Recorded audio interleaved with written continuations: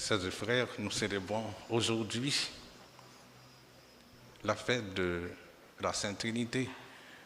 Comme je disais au départ, toute messe est une messe adressée à la Sainte Trinité. La messe est adressée au Père par le Fils dans le Saint-Esprit. Même nos prières que nous faisons tous les jours, c'est une prière qui s'adresse au Père par le Fils incarné et dans l'Esprit Saint.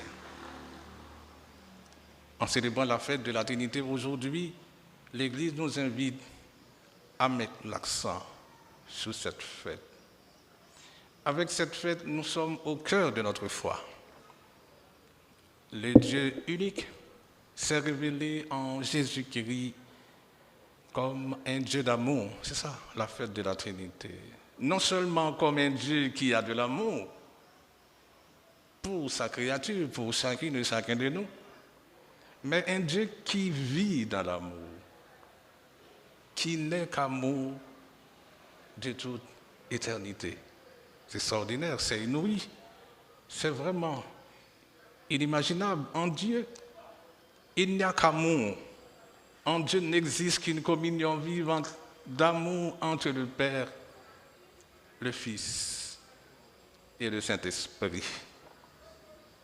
Communion de pensée, communion de dons, d'abandon. Ce qui donne la vie en Dieu, c'est l'amour. Je pense que donne la vie aussi en nous, c'est l'amour. Sans amour, pas de Dieu. Et Saint Jean nous dit que Dieu est amour, et celui qui n'aime pas ne peut connaître Dieu. La source de toute vie est une source d'amour. Nous devrions comprendre cela, chers frères. Pendant la résurrection, nous avons entendu Pierre qui dit « Celui que Dieu a ressuscité, c'est celui qui a passé toute sa vie à faire le bien. C'est celui qui a passé toute sa vie à aimer. » Nous aussi, la meilleure façon de vivre la résurrection, c'est de faire comme Jésus, passer toute notre vie à aimer, malheureusement. La vie ne marche bien que tant qu'elle demeure dans l'amour, et nous le savons bien. À la fête de la Pentecôte que nous avions célébrée dimanche dernier, nous avons vu que Dieu nous a envoyé son esprit d'amour qui demeure avec nous et en nous tous les jours. Et cette fête venait comme nous assurer de la présence aimante du Seigneur dans notre vie, nous assurer de son amitié. Je fais le lien avec une chose très importante que Jésus va répéter dans l'Évangile selon Saint Jean. À 3 reprises, il dit à ses disciples, « Moi, je ne suis jamais seul. Il y a un seul Dieu, mais Dieu n'est jamais seul et il ne nous laisse pas seuls. » Au fond, c'est le secret de la vie de Jésus. Il vivait sa vie en sachant que Dieu, son Père, était toujours avec lui, qu'il lui envoyait son esprit, son souffle rempli d'amour, sa présence qui le guidait pendant toute sa vie terrestre. Jésus a vécu toute sa vie sous la mouvance du Saint-Esprit. Le Saint-Esprit qui le soutenait, lui donnait du souffle. Ce matin, à la fête de la Sainte Trinité, c'est le Seigneur lui-même qui vient nous dire, et le dit à chacune et chacun de nous, ici présents, et même ceux qui sont à la maison. Il nous dit, toi non plus, tu n'es jamais seul. Il faut savoir ça. Quoi qu'il t'arrive, avec tes dons et tes faiblesses, tes hauts et tes bas, tu es aimé de Dieu. Tu es aimé d'un amour éternel. Alors, la question que nous pouvons poser, mais qu'est-ce que cela change de croire cela? Peut-être certains pourraient dire, mais ça ne change rien, parce que la vie reste ce qu'elle est, avec ses joies. Nous avons vécu des moments de joie, mais aussi avec ces jours de peine. Chacun de nous ont connu des situations de souffrance dans leur vie, avec ces moments de bonheur, mais aussi avec les choses plus difficiles à vivre et qu'on connaît toutes et tous. Des jours de tristesse, nous connaissons beaucoup aujourd'hui. Des moments où on peut se sentir exclu, quand on se sent dans le noir, quand on connaît la peur, quand on est en colère devant le mal, devant la souffrance de nos frères et de nos sœurs, en colère devant la situation d'insécurité que nous vivons aujourd'hui, ou quand on a des doutes, comme ces disciples dans l'Évangile nous dit, certains eurent des doutes. Mais ce qui change, si on lui fait confiance, c'est que dans tout cela, Jésus nous dit, tu n'es pas seul. C'est vrai. Dans tout cela, mon esprit est près de toi. Il est en vous. Depuis le baptême, le Saint-Esprit habite en nous. Nous sommes temple du Saint-Esprit. Il est toujours présent avec nous. Il nous invite à garder confiance parce que lui nous fait confiance. Il nous invite à lui prendre la main pour dépasser nos craintes, pour repartir malgré nos erreurs et nos bêtises. Oui, il vient souffler à notre cœur que nous serons toujours aimés de lui. Quelle que soit la situation, nous serons toujours aimés de Dieu. Même si nous prenons nos distances, même si nous faisons des détours, lui, il continuera toujours d'être celui qui croit en nous, qui nous fait confiance et qui espère en nous. Ce savoir ainsi aimé, toujours entendu, toujours accueilli, c'est la plus grande force qui peut nous être donnée, chers frères. Une force, une confiance que ne donne ni la richesse ni le prestige. La vraie richesse, chers frères, c'est de savoir qu'on est infiniment aimé, quoi qu'il arrive. Même dans un couple, même si vous avez beaucoup d'argent, même si votre mari ou bien votre femme est millionnaire, s'il n'y a pas d'amour dans le couple, il n'y a pas de couple. Il y a la souffrance, il y a la tristesse. Et même des multimillionnaires vivent avec des antidépresseurs. C'est pour vous dire donc que ce qui nous rend heureux, c'est l'amour. La fête de la Sainte Trinité, c'est la fête de la proximité de Dieu. Vous allez me dire, mais comment est-ce qu'on découvre la proximité de Dieu dans cette situation? On a toujours tendance à dire, mais est-ce que Dieu est là? On peut se poser la question, comment peut-on parler de la proximité de Dieu dans cette situation de sécurité, cette situation que nous connaissons aujourd'hui? Aujourd'hui, parler de la proximité de Dieu, ce ne sont pas nécessairement les élans religieux, mystiques et spirituels qui nous l'apprennent, chers frères. La proximité de Dieu se découvre quand vous sentez en vous, malgré cette situation intenable, vous sentez en vous une joie qui vous transporte sans raison. Et vous ne savez pas d'où elle vient. Mais il y a eu un élan.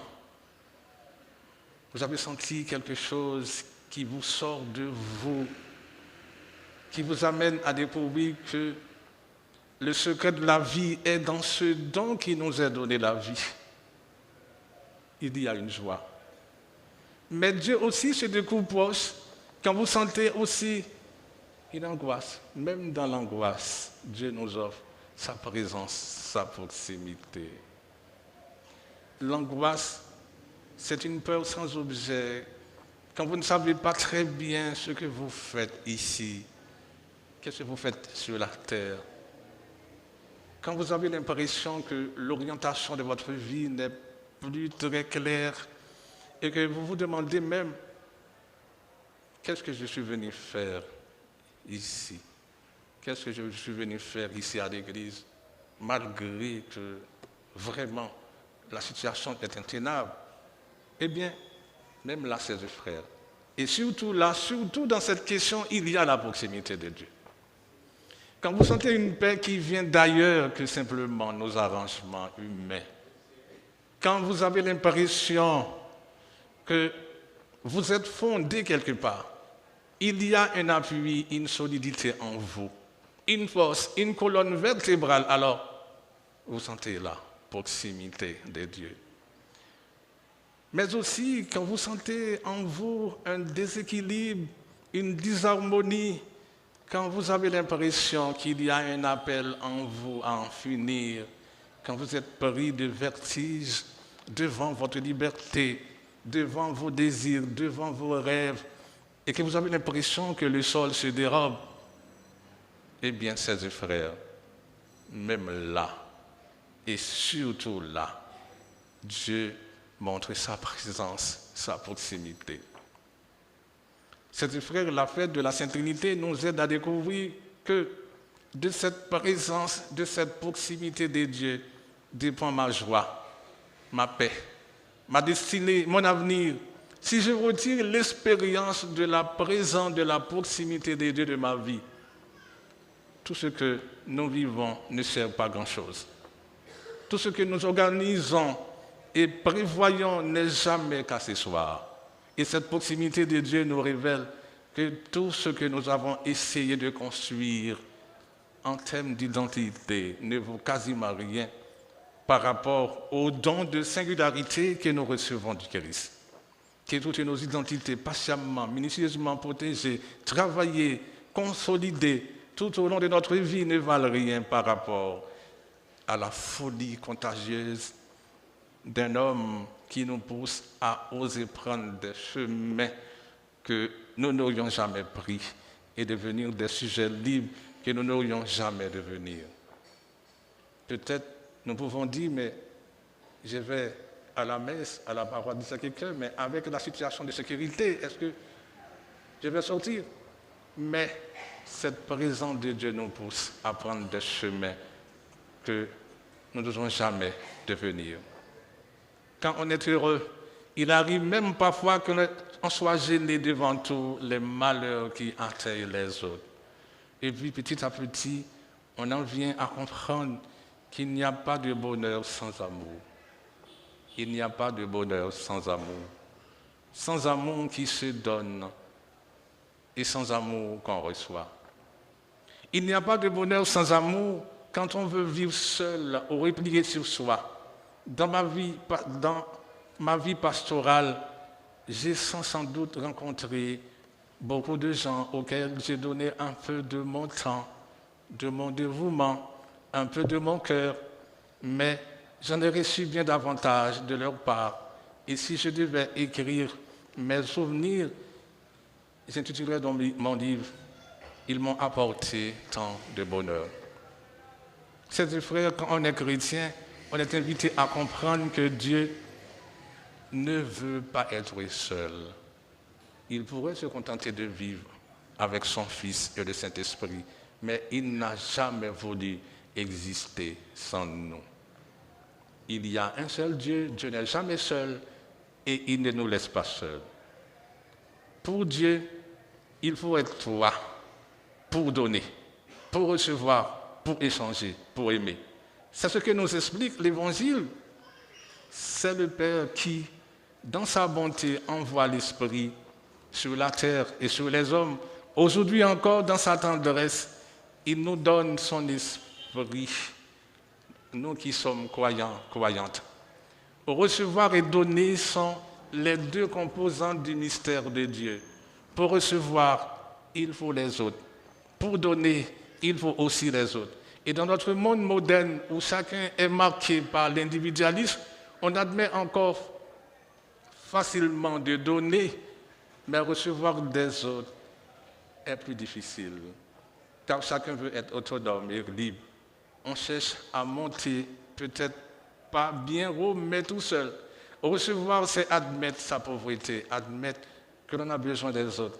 Comme dans le mystère trinitaire, il n'y a pas de bonheur pour nous sans que nous recevions des autres et sans que nous leur donnions. Chers frères, la vie se mesure qu'à son partage, à la circulation. Il faut opposer la vie intensive à la vie expansive. Le plus souvent dans notre vie, on dit qu'il faut intensifier notre vie. Non, la vie expansive, c'est la vie qui se répand, celle qui nous fait circuler les uns aux autres, celle qui se communique quelque chose de vivifiant à l'autre. Cette vie-là, la vie expansive, c'est exactement cette vie quand on est intimement relié à celui qui est vivant, le Christ, qui nous fait porter du fruit pour les autres. Il y aurait donc une manière ou bien de chercher tout le temps une vie du quant à soi, un divertissement, de l'extension, de la jouissance, ou notre manière de vivre la vie, la communiquer, la partager, ce qui donne déjà une dilatation de soi, ou une ouverture à l'autre, de démesure de nos capacités d'intelligence, de liberté, d'écoute. Chers frères, un choix, en tout cas, à comprendre pour soi-même, comment est-ce que je passe et dépense ma vie? Est-ce que je la gaspille à chercher d'hypothétiques moments de plénitude, de jouissance, qui sitôt devenus disparaissent? Est-ce que je cherche le nirvana, une île perdue, où je pourrais enfin d'être moi-même tout seul? Ou ma vie est-elle la recherche dans le concret, dans le quotidien, de toutes les manières, de toutes les expériences, de toutes les possibilités d'être en extension, c'est-à-dire à cette capacité de communion, de partage, de la vie. Jésus nous apprend à regarder l'autre, à rejoindre et à aimer l'autre. Pas en tant qu'objet de satisfaction, mais pour qu'il grandisse, pour que nous puissions avoir ensemble la joie de la vie qui circule en nous. Seul est celui qui met l'autre dans sa vie. Une vie sans l'autre, ça, on ne peut pas appeler cela la vie. Est-ce que tu peux bien exister par un autre? Est-ce que tu es prêt à oser, à risquer la confiance, à mettre l'autre dans ta vie? Si oui, tu es vivant. Chers frères, les grandes joies de nos vies nous viennent des moments de fraternité, de soutien, d'engagement pour les autres. C'est ce qui nous rend heureux, des sorties de nous-mêmes et de nos ambitions. Les grands moments de nos vies sont faits de nombreuses délicatesses que nous vivons les uns pour les autres. Ce n'est pas en se repliant sur soi-même qu'on ouvre l'avenir. Le moteur de la vie, c'est l'amour à la manière de Jésus.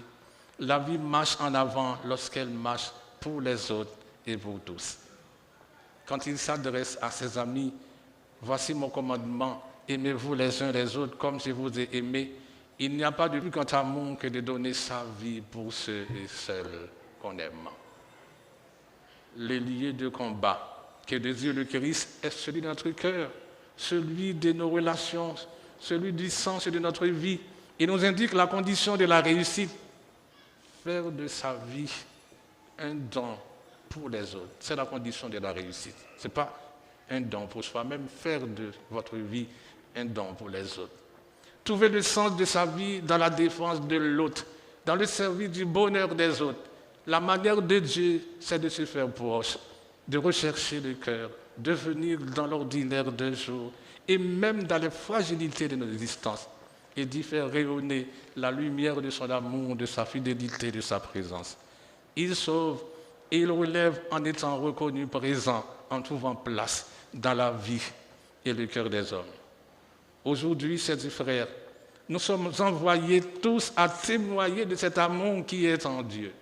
Et nous vivons dans un monde qui en a bien besoin. Nous vivons dans un pays qui en a bien besoin. Notre mission aux uns et aux autres, c'est de continuer ce que Jésus a fait. Et c'est pour cela qu'il nous envoie son Esprit Saint pour qu'il nous guide vers la vérité tout entière.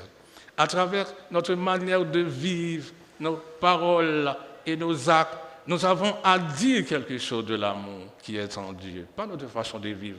Rappelons-nous, c'est à l'amour que nous aurons les uns pour les autres que vous serez reconnus comme disciples du Christ. Chers frères, c'est dans notre cœur et dans le secret de notre cœur que nous avons à dire oui ou non à Jésus, oui ou non à son chemin de vérité et de paix, oui ou non à la victoire de l'amour sur la haine, oui ou non à sa résurrection. Je vous invite à être bons, chers frères, à être des personnes bonnes. Soyez bons, chers frères, comme Dieu est bon. Soyez bons pour vous-même dans vos vies de famille. Il y a beaucoup de gens qui souffrent dans la famille.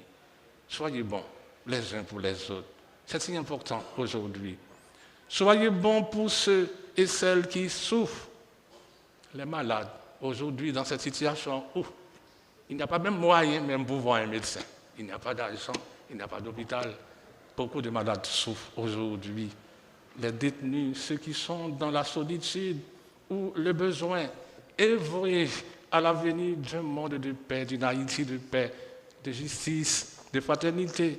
Chers frères, nous le sentons bien, notre pays, notre monde, chacune et chacun de nous ont besoin d'un sursaut de foi, d'un sursaut d'amour, d'un sursaut d'humanité, de sens, de générosité, de partage. Nous ne pouvons pas continuer à vivre dans la peur les uns des autres, ni dans la violence, ni dans l'indifférence au sort des plus éprouvés, ici ou dans le monde.